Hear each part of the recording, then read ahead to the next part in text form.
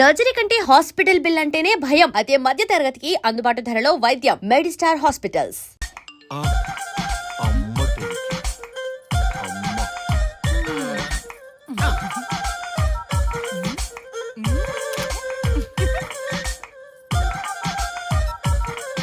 ఇంతకీ ఇంతవరకు మీ అమ్మాయికి ఎందుకు పెళ్లి చేయలేదు?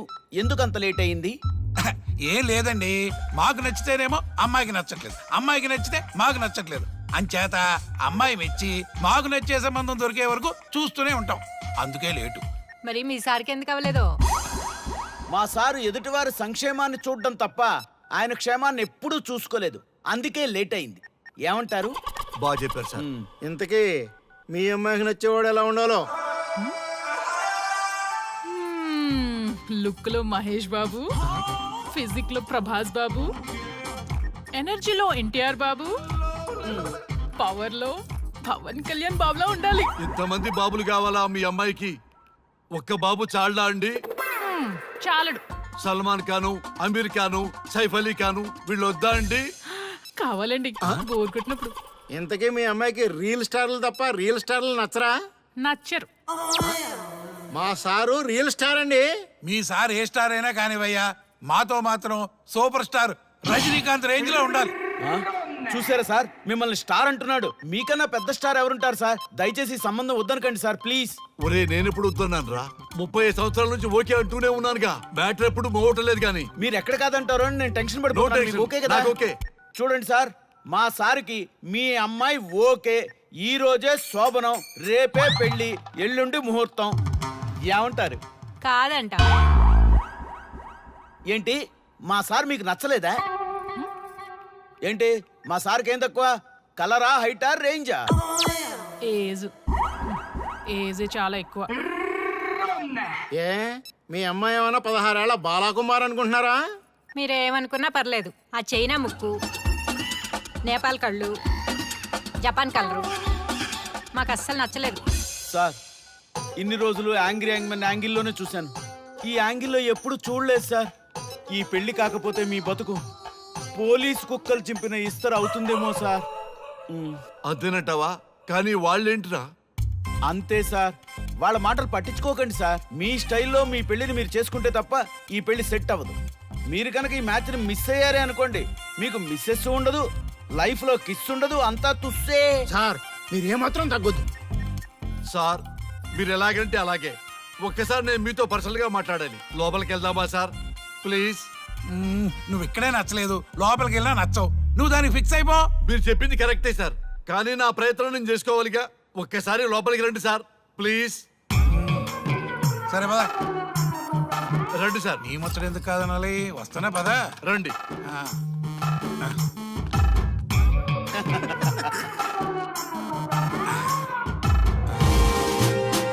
డ్రెస్ మారిందేంటి? ఇంకా చాలా మారింది మామ.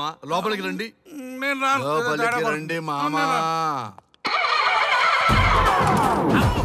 అబ్బో, ఏం తప్పింది?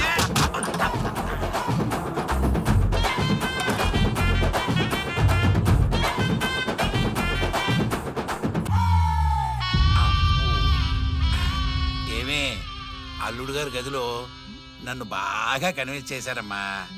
నేను కన్విన్స్ అయితే నువ్వు కన్విన్స్ అయినట్టే కదా. అమ్మాయిని కన్విన్స్ చేస్తాట. నిన్ను ఒకసారి పిలుస్తున్నాడమ్మా.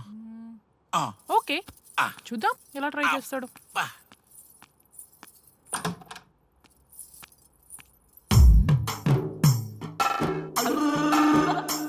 ఏంటి డ్రెస్ మారింది? ఏదో కన్విన్స్ చేస్తారన్నారట కదా.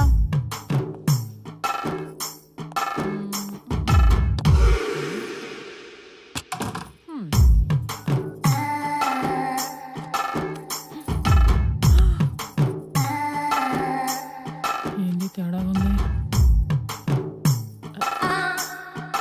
ఏంటి సెట్ తిప్పుతున్నారు?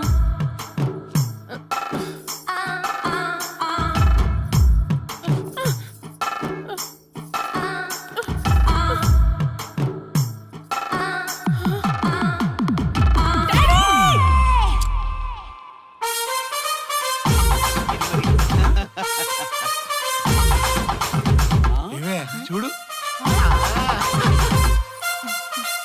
Salute, sir.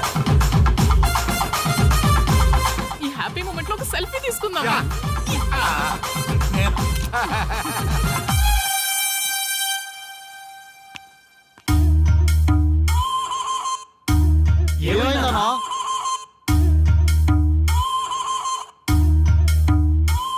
ఏముందరా పెళ్లిలో?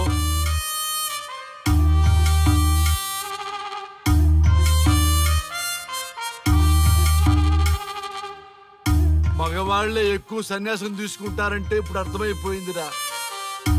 ఎందుకురా ఇంకొకళ్ళ జీవితం నాశనం చేస్తారు? అన్నా నువ్వు ఐపీఎస్ కదన్నా. ఒరేయ్, పెళ్లికి ముందు అందరూ ఐపీఎస్ లేరా, పెళ్ళైన తర్వాతే ఐస్ పీసులు.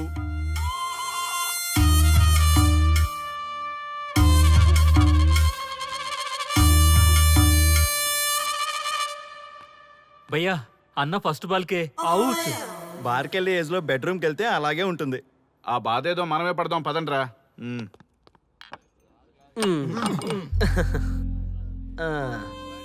చెప్పేసిందా? మీకు చెప్పేసిందా? చెప్పకపోతే ఆశ్చర్యం గాని చెప్పేస్తే ఏముంది?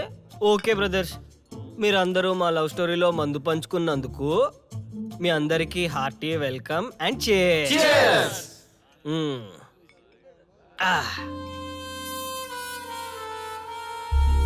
ఏంటి నన్ను కన్ఫ్యూజ్ చేద్దామని వచ్చారా? అంత సీన్ లేదన్నా, మేమే ఫుల్ కన్ఫ్యూజన్ లో ఉన్నాం. మేమందరం కన్విన్స్ అయ్యి మిమ్మల్ని కలుపుదామని వచ్చాం. చూడు బ్రదర్, అద్దం పగిలినా అతుక్కుంటదేమో గాని మా మనసులో అతుక్కోవు. అరే అతుక్కోవడమేందన్నా, మాకు సంజాయితేలే, మీరిద్దరు కలుగుర్రి మస్తుంటది. No way brother. అరే ఊరుకో అన్నా. చూడండి బ్రదర్, దానికి మాటలతో పాటు బాడీ అంతా ఇగోయే. పొరపాటు నేను దాన్ని చేసుకున్నానే అనుకో, నా బతుకంతా రైతు బజారే కదా భయ్యా. అదేంటి బ్రదర్, ఎప్పుడు నెగిటివ్ థింకింగేనా? కొంచెం పాజిటివ్ థింకింగ్ కూడా చేయండి. ఎక్కువ థింకింగ్ చేసే డ్రింకింగ్ వచ్చా. అయినా మీకు తెలియదు భయ్యా ఆడవాళ్ళతో టార్చరు. వాళ్ళతో పెట్టుకుంటే అంతే. నా పేరెంట్స్ నా చిన్నప్పటి లవ్ స్టోరీ మర్చిపోయేలాగా నన్ను హిప్నోటైజ్ చేయించారు. అది నా తప్ప? ఎంతసేపు తన వైపే ఆలోచిస్తారు కానీ తనే కరెక్టు, మీరే కరెక్టు, నేను ఒక్కనే రాంగా? అదేంటారి అలా అంటావు? నీకోసమేగా మేమంతా వచ్చాం.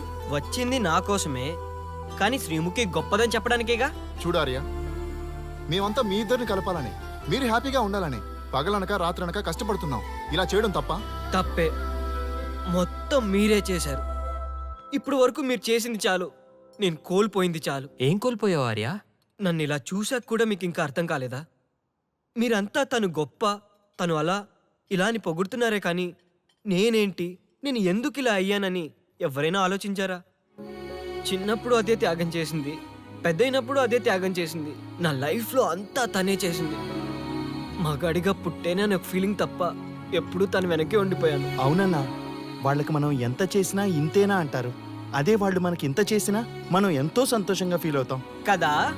వాళ్ళంతటా వాళ్ళు మన మనసులోకి వచ్చి మనల్ని మోసం చేసి వెళ్ళిపోతారు. మనం వెళ్తే మాత్రం పట్టించుకోరు. అంతెందుకు, మిమ్మల్ని డిస్టర్బ్ చేయకపోతే మీరు తన కోసం వెళ్తారా? అవునన్నా, ఎందుకు వెళ్తాం? చా ఊరుకో, ఫిగర్ కనబడితే వెంటబడి వేధించేది మనం.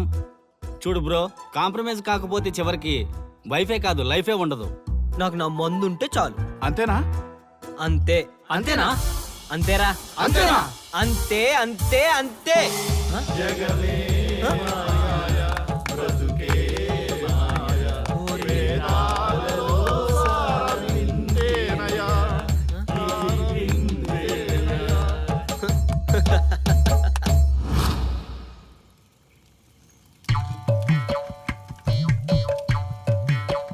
ఒక రోజు ఏమి జరిగిందంటే, కారు చీకటి, అంతకంటే కారు చీకటి లాంటి మనిషి ఒక మంచి కారులో దిగాడు.